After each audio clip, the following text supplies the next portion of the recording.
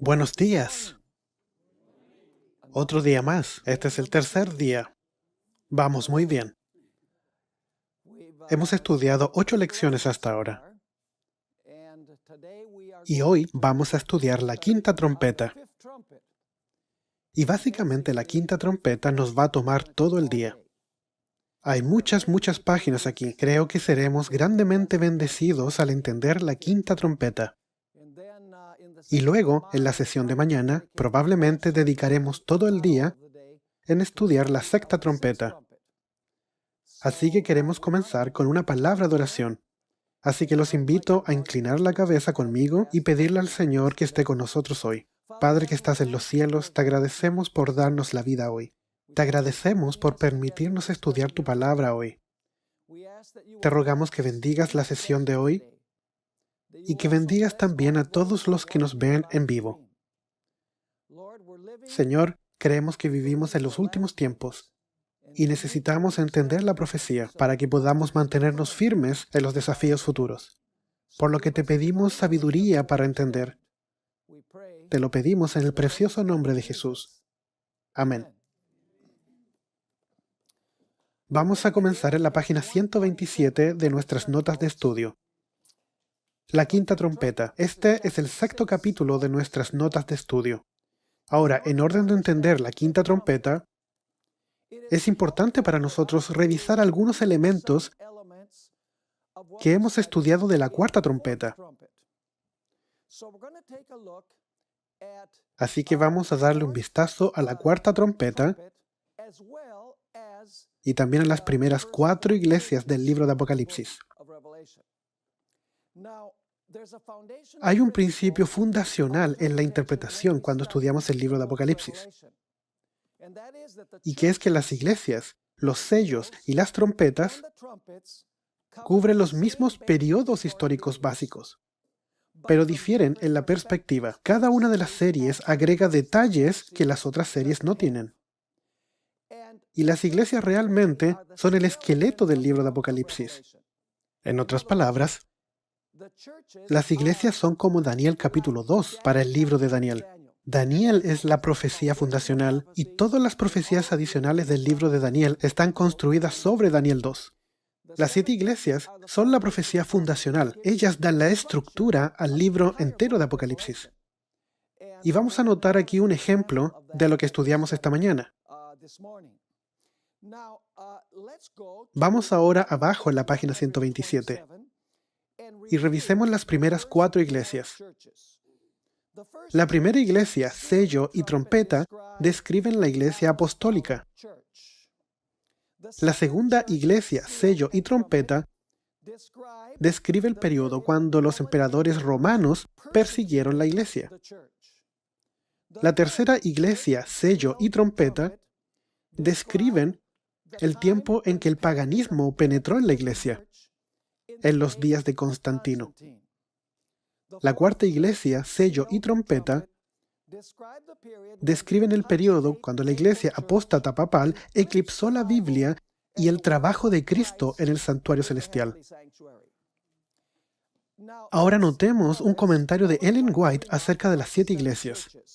Está en Hechos de los Apóstoles, página 585. Ellen White escribió: los nombres de estas son un símbolo de la iglesia en diferentes periodos de la era cristiana. El número 7 indica algo completo y significa que los mensajes se extienden ¿hasta cuándo? Hasta el fin del tiempo, mientras que los símbolos usados revelan la condición de la iglesia en diferentes periodos de la historia. Así que las 7 iglesias representan 7 periodos. ¿Y por qué tenemos 7? Porque es la totalidad de la historia de la iglesia cristiana. En etapas consecutivas, comenzando con Éfeso, la iglesia apostólica, y terminando con la iglesia de Apocalipsis dice que es la Odisea, pero realmente la iglesia va a volver al estado de Filadelfia. Voy a explicar esto pronto. Comentaristas que creen en el futurismo, como Hal Lindsey y Dave Hunt, que no son adventistas del séptimo día y creen en el rapto de la iglesia y que todas las interpretaciones son literales de la profecía en el tiempo del fin, Ellos están de acuerdo que las 7 iglesias representan 7 periodos de la historia cristiana. Así que no es una visión única de la iglesia adventista. Es una visión que también sostienen no adventistas. Así que lo que vamos a hacer ahora es darle un vistazo a la cuarta iglesia, porque vamos a encontrar que en la cuarta iglesia tenemos un resumen de la cuarta, quinta, sexta y séptima trompeta. El párrafo está justo antes del título amarillo aquí en la página 128. Dice, el protagonista central de la cuarta trompeta es ¿quién? Jezabel. Es claro que Jezabel no es una persona literal aquí, porque durante la era oscura, la Jezabel literal ya estaba muerta. No se necesita mucha inteligencia para darse cuenta de eso. Es obvio que la Jezabel del Antiguo Testamento no vivió por 1260 años. Ahora, la mención de Jezabel en la iglesia de Tiatira, la cuarta iglesia, hace necesario que estudiemos ¿qué? La historia de Elías, porque Jezabel es el protagonista central de la historia de Elías. Así que comparemos la historia del Antiguo Testamento con el periodo de la cuarta iglesia, Tiatira, porque aquí hay un paralelo muy importante entre lo que pasa en los días de Elías y lo que pasa en la iglesia de Tiatira, la cuarta iglesia. Aquí hay una descripción de la cuarta iglesia, con mis notas explicativas en paréntesis. Así que cuando ves estos paréntesis, son mis comentarios en el mensaje de la iglesia de Tiatira. Notaremos que la cuarta iglesia, de hecho, resume los eventos centrales de la cuarta, quinta, sexta y también agregaría la séptima trompeta. Y tú dirás, ¿cómo es eso? Bien, vamos a notar que la cuarta iglesia describe los 1260 años de persecución.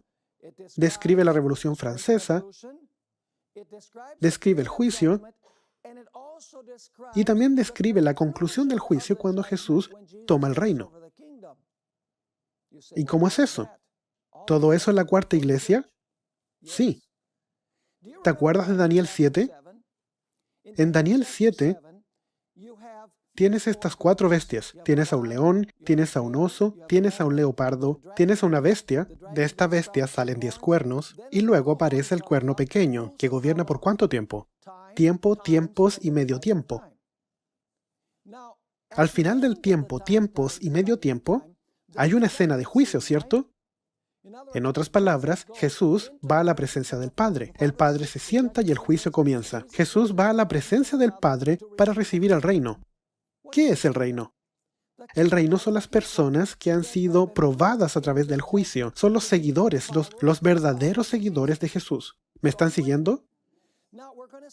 Ahora vamos a ver todos esos elementos aquí en la iglesia de Tiatira.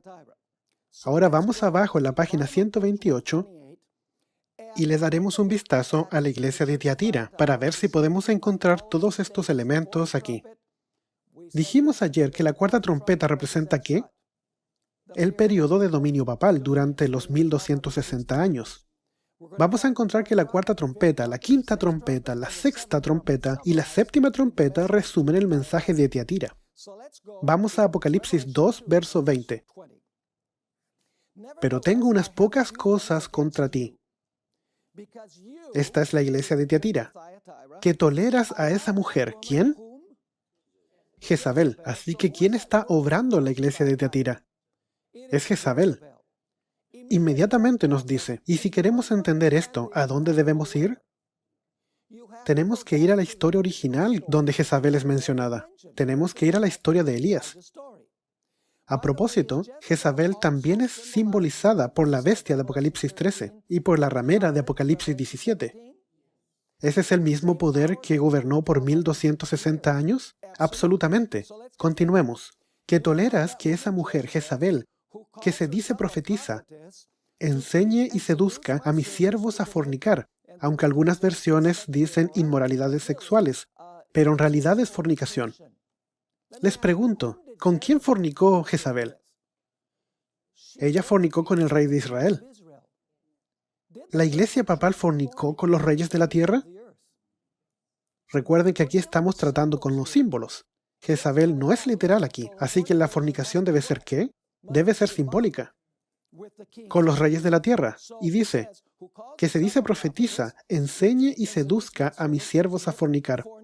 Esa es la unión entre la iglesia y el Estado. ¿Eso pasó durante los 1260 años? Absolutamente. Y a comer cosas sacrificadas a los ídolos. Así que eso involucra idolatría. ¿Fue la iglesia idólatra durante 1260 años? Absolutamente.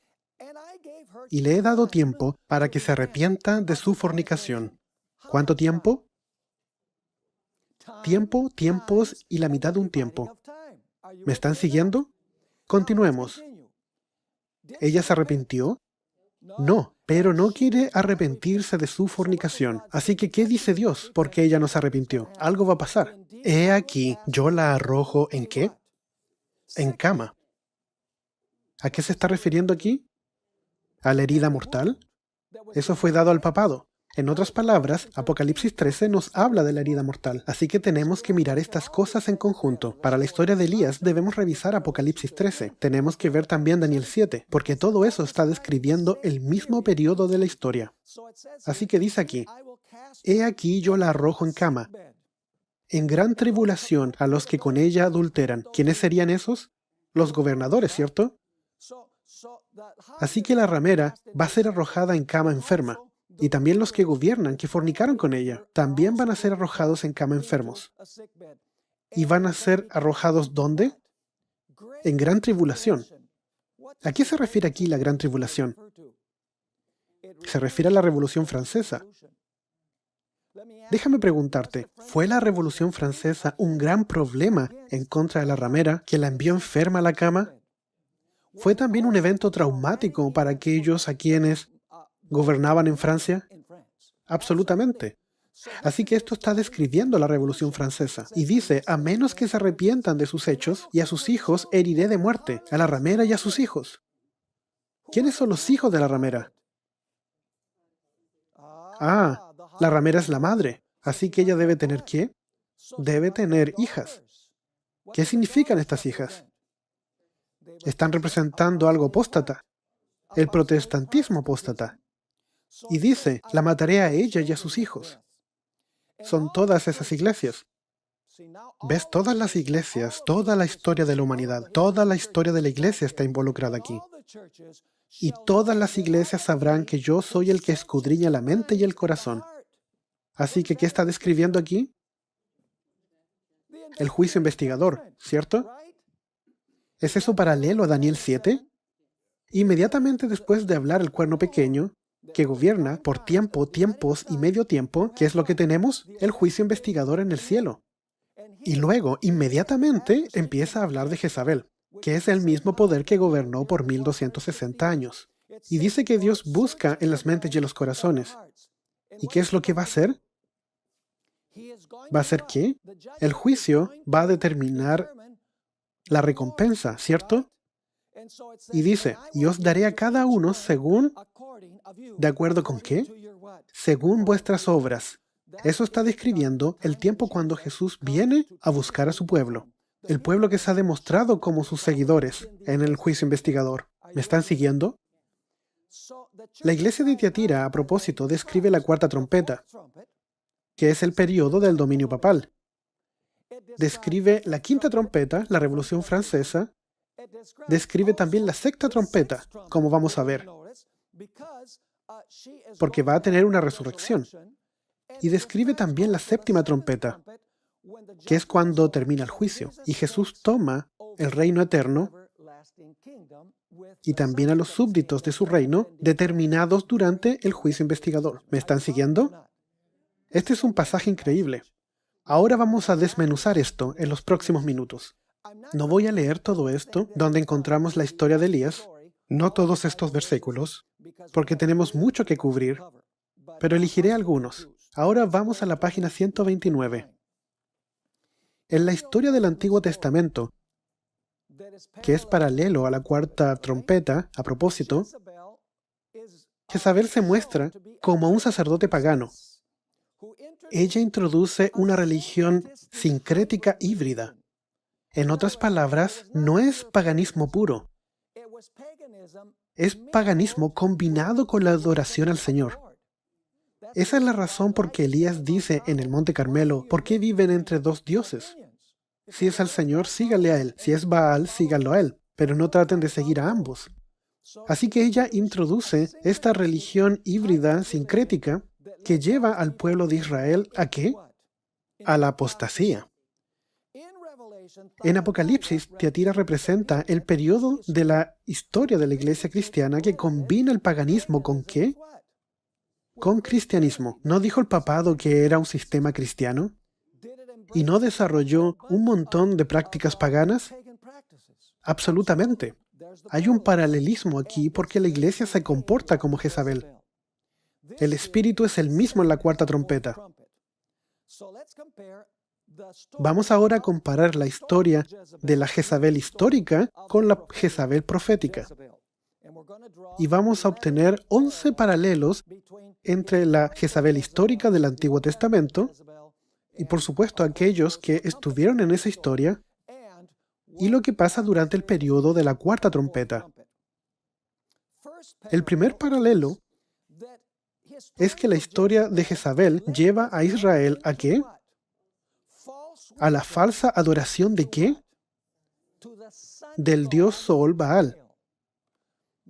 Ahora tú puedes leer Primera de Reyes, capítulo 16, versos 30 y 31. Está justo aquí, en la última parte de esos versos, dice que Jezabel se unió con el rey Acab y fueron y le sirvieron a Baal. ¿Y qué más? Y le adoraron. Así que hay adoración al sol. Ellen White tiene un texto muy interesante abajo en la página 129, pero también lo puedes encontrar en fuentes seculares. Por ejemplo, vamos a leer primero el diccionario bíblico Easton. El dios Sol, bajo el título general de Baal o Señor, era el principal objeto de adoración de los cananeos. Cada localidad tenía su Baal especial, y los diversos Baales locales se resumían bajo el nombre de Baalim o señores. Cada Baal tenía una esposa que era un reflejo incoloro de sí mismo. Y por supuesto, esa es la diosa luna, Acera. Y a propósito, es por eso que se adoraban ídolos de plata y oro. Plata en honor a la luna y oro en honor al sol. Así que, ¿qué es Baal? Es el dios Sol. Ellen White confirma esto. En el Gran Conflicto, en la página 583, ella escribe: aunque de forma diferente, la idolatría existe en el mundo cristiano de hoy tan ciertamente como existió entre el antiguo Israel en los tiempos de Elías. El Dios de muchos así llamados sabios o filósofos, poetas, políticos, periodistas, el Dios de los círculos selectos y a la moda de muchos colegios y universidades y hasta muchos centros de teología, no es mucho mejor que Baal, el dios Sol de los fenicios. Así que, ¿qué es Baal? El dios Sol. Así que, ¿qué tipo de adoración introdujo Jezabel en Israel? La adoración al Sol. Durante 1260 años, ¿la Iglesia tuvo algo que ver con el Sol? Sí, no se trata ahora del sol literal. No estamos tratando ahora con la adoración del sol literal. Estamos tratando con la adoración ¿de qué? En el día del sol. Sunday. En una presentación previa, mostré que básicamente es el mismo principio. Tú sabes, cualquier cosa que el hombre adora es idolatría.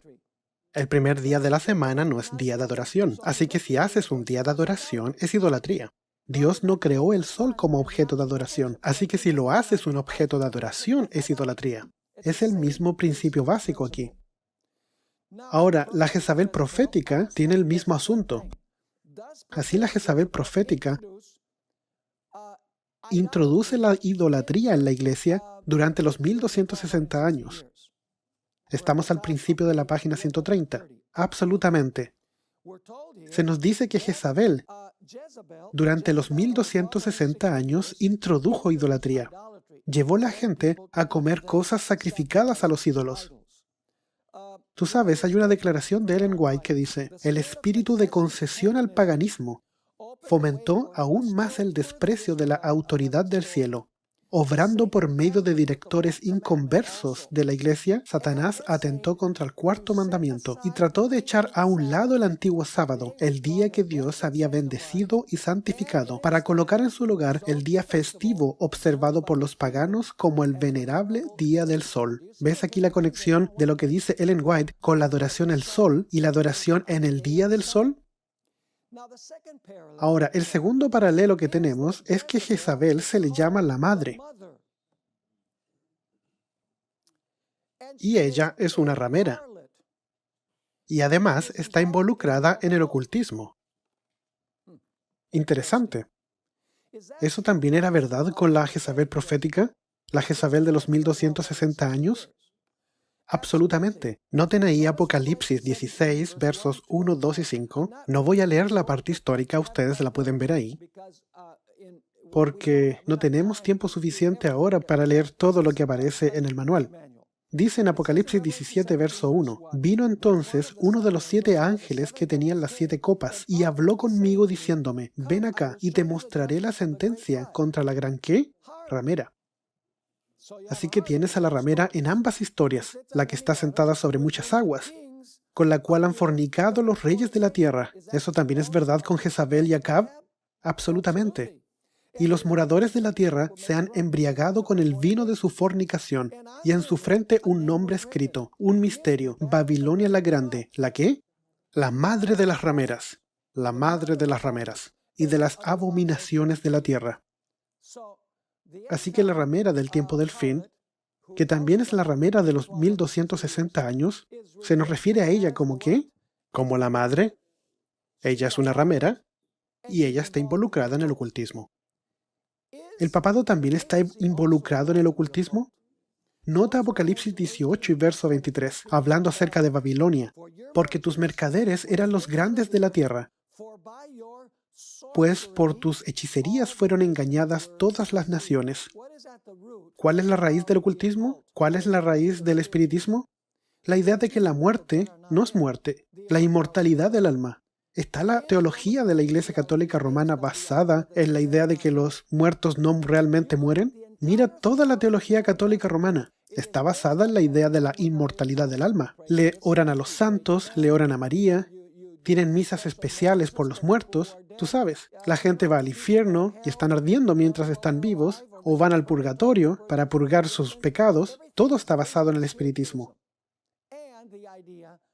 Y la idea, por supuesto, de espiritismo está basada en la inmortalidad del alma. Notemos el tercer paralelo. Los asuntos o problemas en los días de Elías son los mismos asuntos involucrados en el papado durante los 1260 años y también en el tiempo del fin. ¿Cuáles son estos asuntos o problemas? El primer asunto es concerniente a la ley de Dios. El segundo asunto es concerniente a la adoración. Y el tercer asunto tiene que ver con el verdadero evangelio. Ahora, ¿estos 3 asuntos también eran controversiales en los días de Elías? Sí. Primera de Reyes 16, 30 y 31. No voy a leerlo porque tú ya ves aquí que nos dice que Acab y por supuesto todo Israel fueron a servir a Baal y a adorarlo. Así que la adoración está involucrada. ¿La ley está involucrada ahí? Absolutamente. Cuando Elías se encuentra con Acab, ¿qué es lo que le dice Elías a Acab? ¿Tú te has olvidado de qué? De los mandamientos del Señor y de seguir sus órdenes. ¿Están los mandamientos entonces involucrados en la historia de Elías? Absolutamente. ¿Está también involucrado el Evangelio? Absolutamente. Tú me dirás, ¿cómo sabemos eso? Bien, ¿qué fueron a hacer entonces ellos al Monte Carmelo? La primera cosa que se nos dice es que tuvo que reparar el altar del Señor que estaba destruido. ¿Y para qué se utiliza el altar? Para los sacrificios. ¿Qué significan los sacrificios? Representan la muerte de Cristo por los pecadores. Así que el Evangelio había sido destruido durante los días de Elías. Así que hay 3 asuntos: adoración, los 10 mandamientos y el Evangelio puro. A propósito, ayer estudiamos del sistema de la Iglesia Católica Romana. ¿Qué fue lo que hizo con Jesucristo? Eclipsó el trabajo de Jesús. y también eclipsó el testimonio de la iglesia. Así que hay un paralelo en lo que estudiamos ayer. Déjame preguntarte, ¿en el libro de Apocalipsis tenemos esos tres asuntos también? Absolutamente. En la página 32 tenemos esos asuntos. Apocalipsis 13, verso 4. Y adoraron al dragón que había dado autoridad a la bestia. La bestia es símbolo del papado. ¿Y ellos qué hicieron? Y adoraron a la bestia, diciendo, ¿quién como la bestia y quién podrá luchar contra ella? Así que su adoración cambió cuando vino la bestia, que es lo mismo que Jezabel. Sí. ¿Y está la ley involucrada durante los 1260 años y en el tiempo del fin? Sí. Tú sabes que en Daniel 7:25 dice que el cuerno pequeño, que es lo mismo que la bestia o la ramera, pensó que podía cambiar ¿qué? Que podía cambiar la santa ley. ¿Está también el verdadero evangelio aquí involucrado? Recuerden cuando estudiamos Daniel 8 ayer. ¿Qué hizo el papado? En vez de los panes de la proposición, ¿qué es lo que ofrece? Tradición. En vez de un sacrificio una vez para siempre, establece la misa. En vez de la luz de la iglesia que ilumina el mundo, fue un periodo de oscuridad. En vez del trabajo intercesor de Cristo, creó un sacerdocio falsificado para intervenir la intercesión de Cristo. ¿El papado interfirió con el verdadero evangelio? Ciertamente lo hizo. Ahora nota el cuarto paralelo. Durante el periodo de la Jezabel histórica, había apostasía porque no había ¿qué? Porque no había lluvia. ¿Y eso también es verdad durante los 1260 años? Nota Apocalipsis 11, verso 16, que está al principio de la página 133, donde se habla de los dos testigos. ¿Qué simbolizan estos dos testigos en la Biblia? El Antiguo y Nuevo Testamento. ¿Qué tipo de poder tienen? De cerrar el cielo. Así que no había lluvia que cayera en los días de su profecía. ¿Están viendo este punto? ¿Y hubo lluvia durante la apostasía de los tiempos de Jezabel? No. No hubo ningún tipo de lluvia. ¿Y en el periodo de la Jezabel espiritual? Absolutamente no. Y a propósito, ¿por qué no hubo lluvia durante los 1260 años? Bien, encontramos que en 2 de Crónicas 7, 13 y 14 está la respuesta. Dios dice que va a cerrar el cielo y que no habrá más lluvia y enviará a la langosta a devorar la tierra y a enviar pestilencia entre la gente. Pero si el pueblo que lleva su nombre hace ¿qué? Se humilla a sí mismo y ora y busca mi rostro, ahora voy a la parte clave que la mayoría de la gente no cita, y se aleja de sus malos caminos.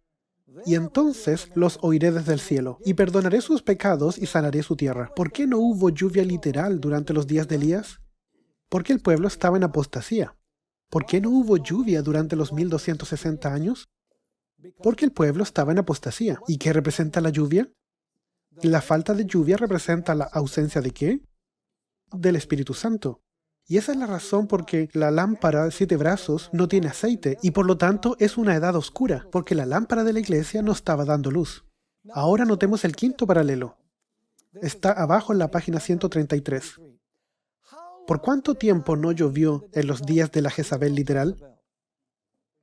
Santiago 5:17 nos dice, Elías era hombre sujeto a pasiones semejantes a las nuestras, y oró fervientemente para que no lloviese, y no llovió sobre la tierra por 3 años y 6 meses. ¿Cuánto tiempo es eso? Tiempo, tiempos y la mitad de un tiempo. Por supuesto, esto es coincidencia. ¿Qué crees tú? No. Lo que era literal en el Antiguo Testamento se convirtió en simbólico durante el periodo de la Iglesia. Noten Apocalipsis. No tengo la referencia aquí, pero se encuentra en la historia de la iglesia de Tiatira. Y dice que le dio ¿qué? Tiempo. La palabra es cronos. ¿Sabes dónde ves la palabra cronos en nuestro lenguaje? Cronología. Le dio un tiempo cronológico. Eso es 1260 años. Para arrepentirse de su inmoralidad sexual y de la fornicación. Y ella no se arrepintió. ¿Cuánto tiempo le dio Dios a Jezabel, la ramera, para arrepentirse? Nota Apocalipsis una vez más. Esto está en Apocalipsis capítulo 11. Y le daré el poder a mis 2 testigos, y ellos profetizarán ¿por cuánto tiempo? 1260 días vestidos de cilicio. 1260 días es equivalente a ¿qué? tiempo, tiempos y la mitad de un tiempo. Nota Daniel 7:25. Y hablará palabras contra el Altísimo, y a los santos del Altísimo quebrantará, y pensará en cambiar los tiempos y la ley, y serán entregados en su mano ¿por cuánto tiempo? Tiempo, tiempos y la mitad de un tiempo. 3 años y medio. Pero esos son años simbólicos. Y en el Antiguo Testamento eran años literales. ¿Me están siguiendo? Un principio muy importante. Ahora vamos al siguiente paralelo, el paralelo número 6. ¿Hay un remanente fiel en los días de Elías? Sí. No solo Elías, sino también ¿qué? Oh, me he reservado 7,000 en Israel. Todos aquellos que no han doblado la rodilla ante Baal y que no lo han besado. Así que hay un remanente fiel. Una minoría. Sí, había. ¿Hay un remanente también en la iglesia de Tiatira? Aquí hay una palabra bien interesante. Apocalipsis 2, 24 y 25. Pero los demás que están en Tiatira. Ahora, esa no es una buena traducción. Hay una expresión ahí que es una palabra griega, lipos. Es la misma palabra que se usa en Apocalipsis 12, 17, donde el dragón va en contra de la descendencia de la mujer. Lipos debería ser traducido como remanente. ¿Había un remanente en Tiatira? Sí, había.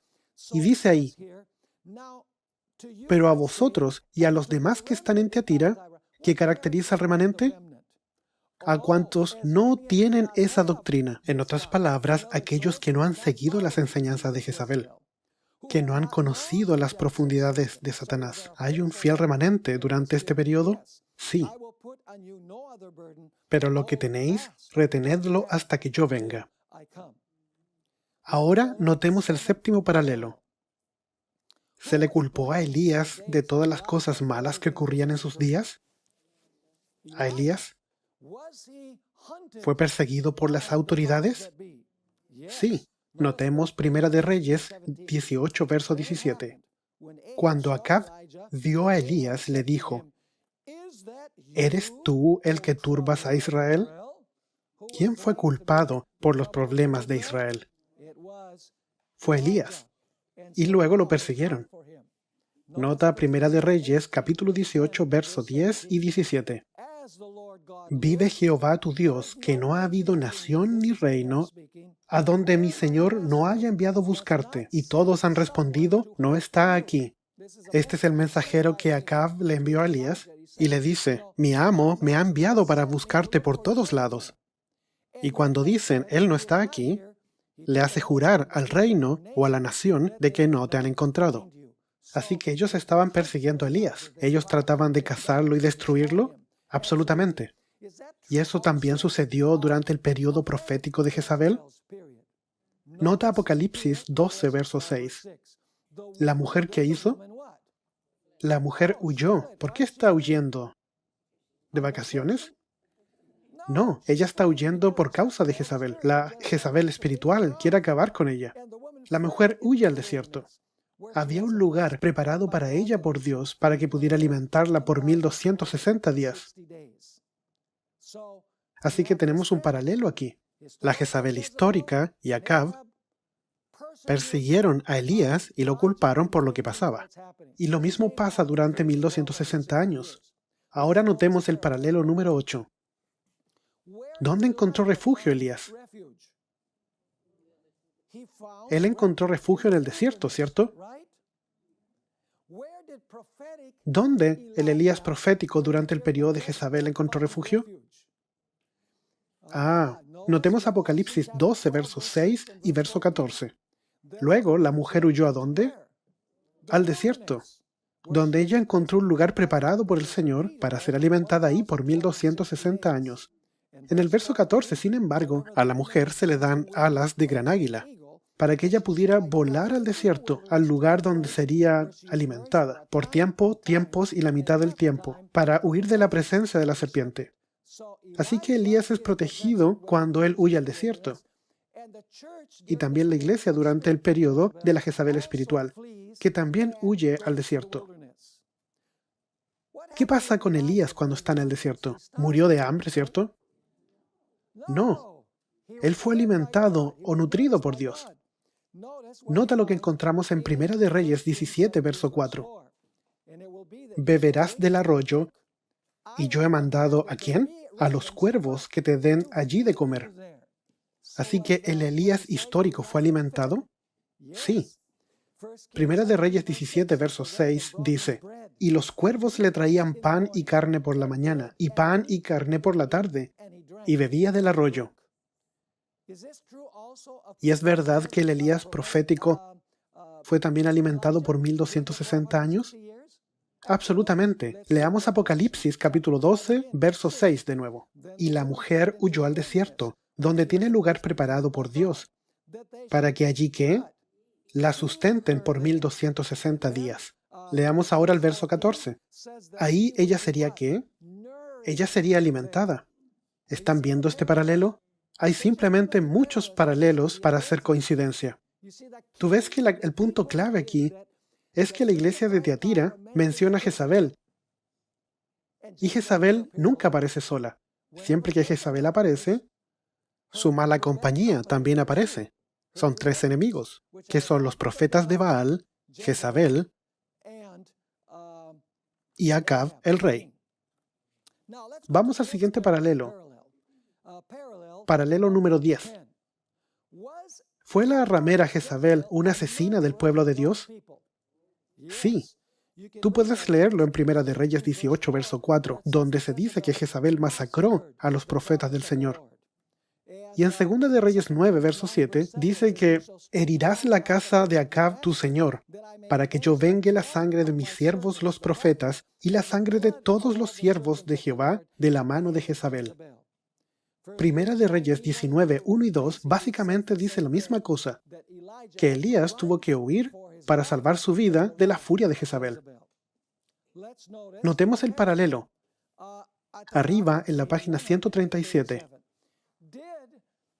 la Jezabel espiritual o simbólica persiguió al pueblo fiel del Señor durante 1260 años. Notemos Daniel 7:25.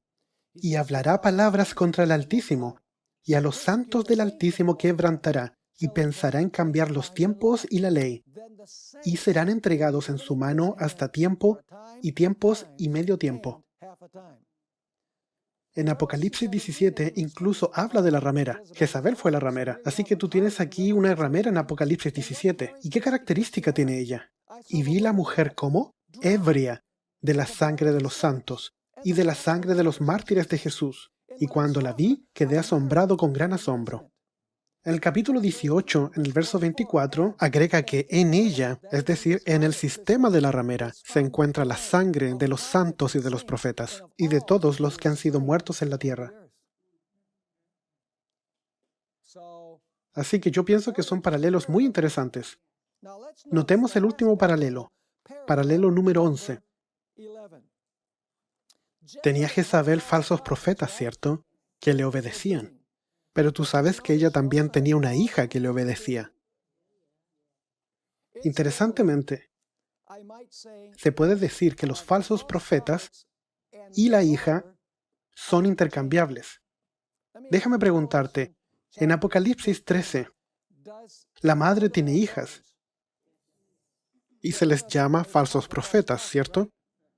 Pero en Apocalipsis 17, la ramera tiene seguidores, que son llamados ¿cómo? Sus hijas. Ahora, lo que tenemos que hacer es comparar estas dos historias, la historia de Elías del Antiguo Testamento, y luego tienes que comparar la historia de Elías del Nuevo Testamento. ¿Quién es el Elías del Nuevo Testamento? No me refiero al Elías del tiempo del fin, ni el de los 1260 días. Me refiero al Elías del Nuevo Testamento. ¿Quién es? Juan el Bautista. ¿Cuántos enemigos llevaron a la muerte a Juan el Bautista? 3. A propósito, Jesús identificó a Juan el Bautista como Elías 3 veces. Mateo 17, Mateo 11 y Lucas capítulo 1. Él identifica y dice que es Elías. Por supuesto, no en persona. Él vino a hacer el trabajo de Elías, a preparar el pueblo para la primera venida de Jesús. Ahora, ¿alguna vez has leído la historia de la muerte de Juan el Bautista? ¿Del Elías del Nuevo Testamento? Hay un rey Acab. ¿Tú crees que ese es el personaje peligroso de la historia? No, él no es el personaje peligroso. Él no hacía nada, a menos que se lo dijera a quién. Jezabel, ¿cierto? Pero Jezabel usa sus falsos profetas. ¿Para qué? Para extender la falsa religión de Baal y para buscar a Elías. Así que en el Antiguo Testamento, los falsos profetas de Jezabel hacen lo que ella dice porque ellos comen de la mesa de Jezabel y tú no muerdes la mano que te da de comer. Así que tú tienes que saber que esta unión en el Antiguo Testamento de Jezabel, influenciando al rey que tiene un carácter débil y usando a los falsos profetas, ellos tratan de buscar a Elías y matarlo. Ahora, en la historia de Juan el Bautista, ¿el rey era un debilucho? ¿Era un endeble? Él tenía el mismo carácter, era un debilucho. Disculpen la expresión, pero tú entiendes a lo que me refiero. Tú sabes, él de hecho le caía bien Juan el Bautista. Si tú lees la historia en Marcos 6, él disfrutaba sentarse y escucharlo. Pero había una ramera que odiaba a Juan el Bautista. ¿Quién fue ella? Herodías. Y a propósito, ella fue una mujer adúltera porque ella estaba durmiendo con alguien que no era su esposo, ¿cierto? Así que, ¿qué quería hacer ella? Ella quería matar a Juan el Bautista. Pero es como si ella tuviera una herida de muerte. Ella no podía, como dice en Marcos 6. ¿Qué fue lo que hizo ella? Ella le dijo a su hija en un banquete, mira, pídele al rey que te dé la cabeza de Juan el Bautista. Y acortando la historia, la hija le dice, pero madre, ¿cómo me pides eso? No. La hija le dice enseguida, tal madre, tal hija. La hija va y dice, dame la cabeza de Juan el Bautista en una bandeja de plata. Y así es como Juan el Bautista muere. La trilogía, o enemigos del tiempo del fin, son el dragón, la bestia y el falso profeta. El dragón representa los reyes de la tierra. La bestia es el papado o la ramera, y el falso profeta son las hijas. Lo mismo va a pasar en el tiempo del fin. ¿Son los reyes de la tierra la principal razón de peligro del pueblo de Dios? No, no son los reyes. ¿Quién trata de influenciar los poderes civiles del mundo? El papado. ¿Pero qué es lo que tiene? Tiene una herida mortal. ¿Qué es lo que tiene que hacer? Usar a sus hijas. O los falsos profetas que le obedecen. ¿Me están siguiendo? Esto no es especulación. Eso es lo que llama la Biblia tipología. Esta es una tipología, un tipo y un antitipo. Ahora Jezabel no solo tiene falsos profetas, ella también tiene una hija apóstata que le obedece. Espera un minuto. ¿Tú sabes quién usurpó el trono después de Jezabel? Su hija llamada Atalía. Leamos acerca de Atalía. En el comentario bíblico, volumen 2, página 1038. Es muy interesante. Con sus artes de seducción, Jezabel hizo a Josafat su amigo. Ese es el rey de Judá. Ella arregló el matrimonio entre su hija Atalía y Joram, el hijo de Josafat. Sabía que su hija, criada bajo su tutela y sin escrúpulos como ella, llevaría a cabo sus designios. ¿Están viendo el paralelo? Ahora, desmenucemos esto. ¿Quiénes son las hijas cuando se trata del periodo de 1260 años y el tiempo del fin? Bien, las hijas representan el conjunto de denominaciones protestantes que han nacido de la madre en el siglo XVI. Déjame preguntarte, ¿las hijas cortaron completamente la relación con su madre? ¿Tú sabes por qué las iglesias protestantes van a volver a la madre? Porque ellas realmente nunca cortaron su relación con la madre. Ellas tienen las mismas doctrinas de la madre. Dos de ellas principalmente. De hecho, podríamos decir tres. El domingo como día de adoración, la inmortalidad del alma y el infierno ardiendo por la eternidad. Esos son los vínculos. Ellen White dice que el domingo y la inmortalidad del alma será el pegamento que las unirá de nuevo. Así que las hijas nunca realmente cortaron su relación con su madre y ellas van a volver a estar con ella. Leamos Apocalipsis 17, verso 5. Esto está en la página 138. Y en su frente tiene escrito: Misterio, Babilonia la Grande, la madre de las rameras y de las abominaciones de la tierra. Ahora veamos Apocalipsis 2, Tiatira. ¿Y a sus hijos qué? Y a sus hijos mataré de muerte. Así que Jezabel tiene ¿qué? Tiene hijos. Tú sabes que en el Consejo Vaticano II, el hielo ya se estaba derritiendo en la relación entre los protestantes y los católicos. De hecho, había protestantes que fueron como observadores al Consejo Vaticano II, que tomó lugar entre 1962 y 1965. Y quiero que tú notes un par de cosas bien interesantes que declararon ahí.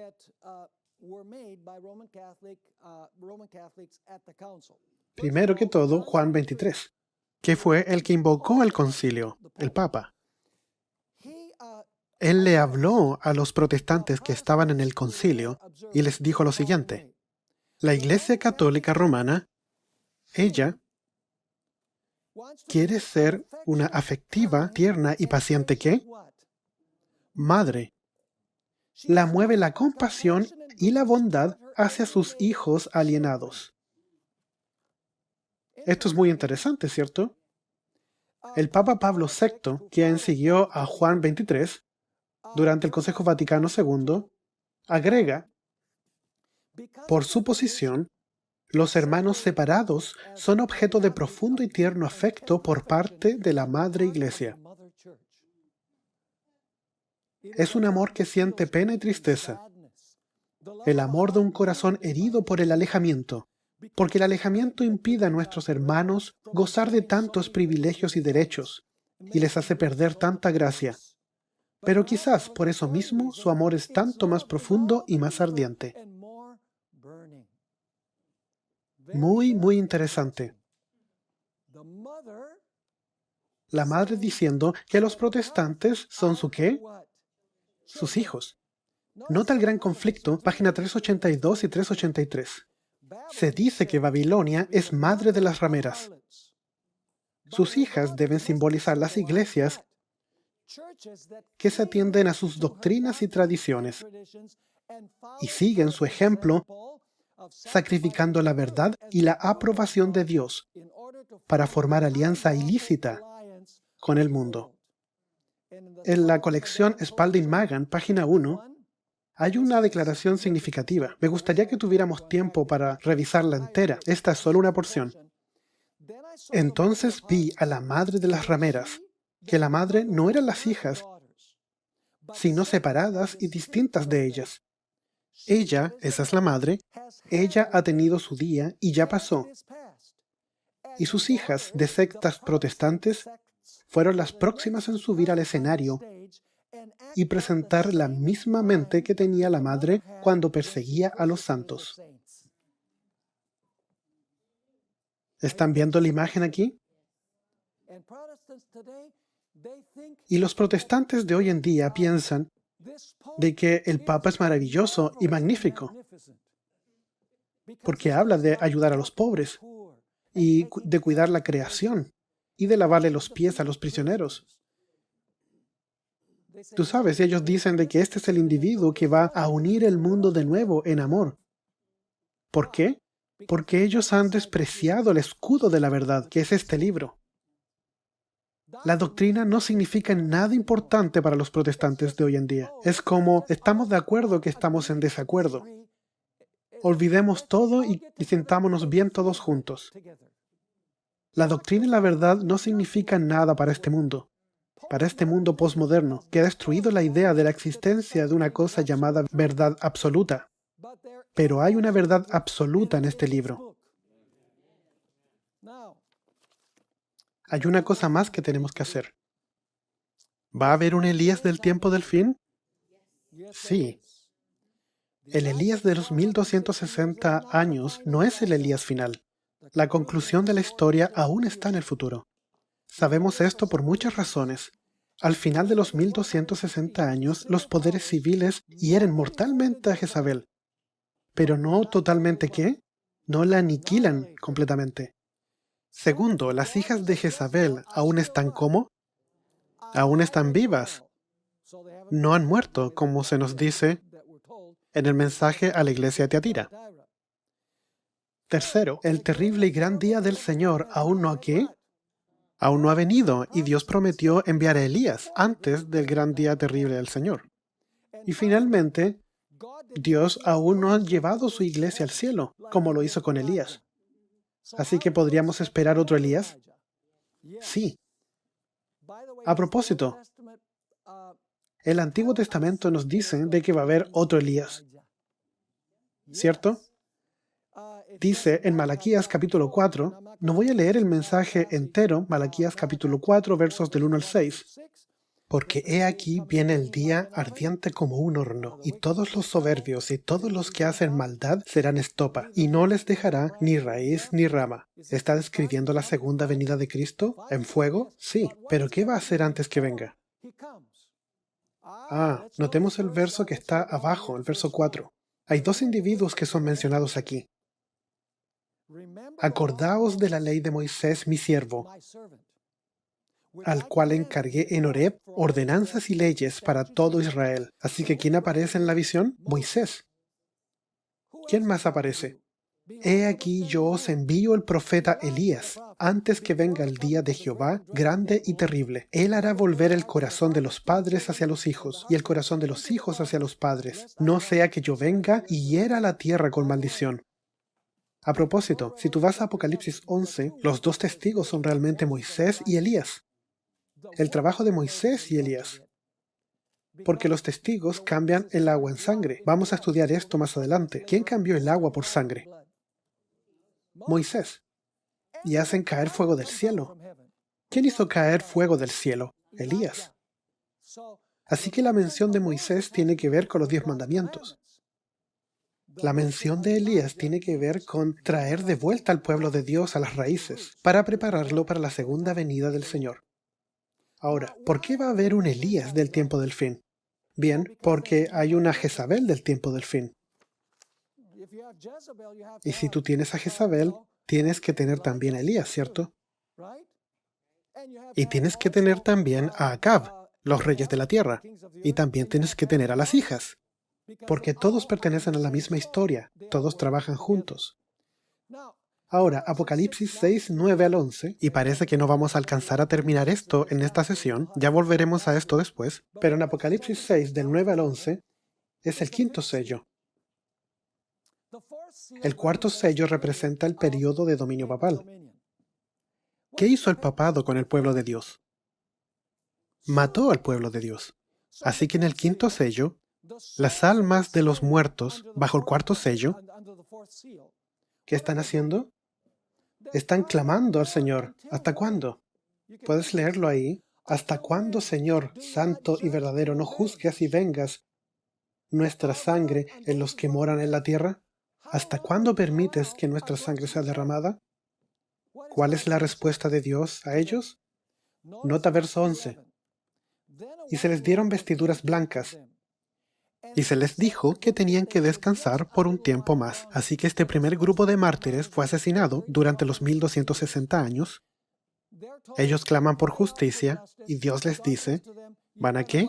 Van a descansar por un poco tiempo más. Así que déjame preguntarte, ¿va a haber otro grupo de mártires? Sí. Y se les dice, hasta que se complete el número de sus consiervos y sus hermanos, que también habían de ser muertos como ellos. Así que va a haber un grupo futuro de mártires. Sí, porque el primer grupo clamó por justicia, Dios les da vestiduras blancas y les dice, ustedes están seguros ya, tienen que descansar un poco hasta que muera el resto de los mártires. ¿Cuándo el resto de los mártires morirá? Durante el corto periodo de tiempo de tribulación, justo antes del cierre de la gracia. ¿Y quién va a ser el protagonista que los va a motivar a eso? Va a ser el papado romano católico resucitado. Vamos aquí a Apocalipsis 2, verso 22. He aquí yo la arrojo en cama. Esta es la quinta trompeta, como vamos a ver. La quinta trompeta es la herida mortal de la Revolución Francesa. Eso es lo que hace al papado inactivo. Así que de hecho dice, he aquí yo la arrojo en cama. Esa es la ramera Jezabel, que trabajó durante 1260 años. Y también quienes cometen adulterio y fornicación con ella, que son los reyes de la tierra.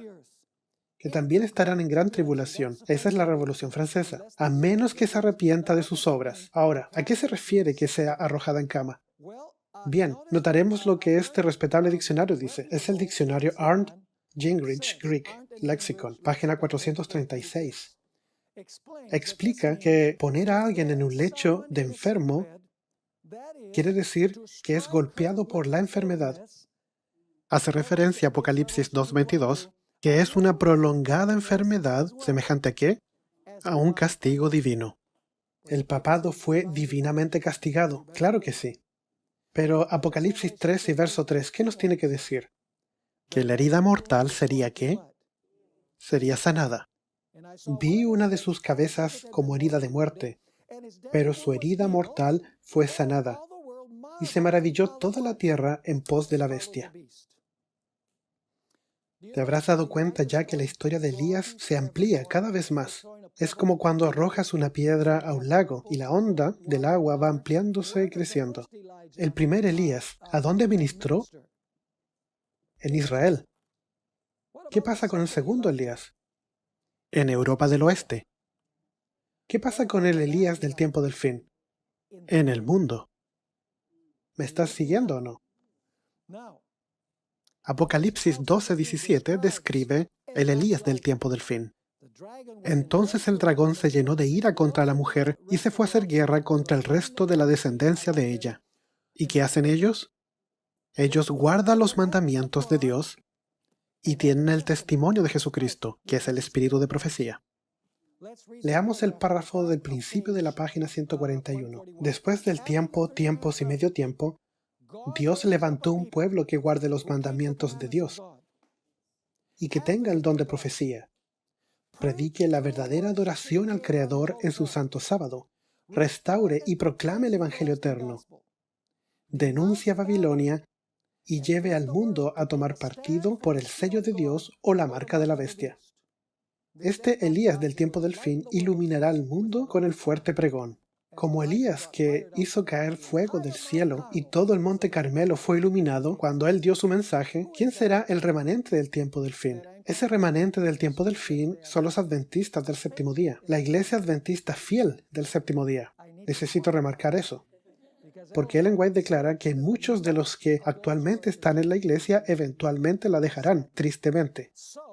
¿Han entendido lo que hemos estudiado hoy? Aquí tenemos un resumen de la trompeta cuarta, quinta, sexta y séptima.